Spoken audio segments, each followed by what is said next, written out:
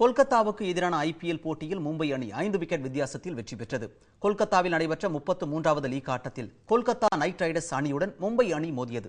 Toss வென்று முதலில் ஆடிய கொல்கத்தா அணி 6 விக்கெட் இழப்பிற்கு 159 ரன்கள் எடுத்தது. அந்த அணியில் அதிகபட்சமாக திவாரி 33 ரன்களும் மார்கன் 31 ரன்களும் எடுத்தனர். பொறுப்புடன் விளையாடிய காலிஸ் 37 ரன்கள் எடுத்த நிலையில் ஆட்டம் இழந்தார்.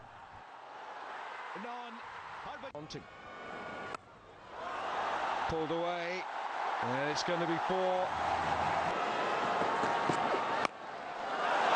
Went down the pitch to him, and it certainly affected Malinga. He bowls a full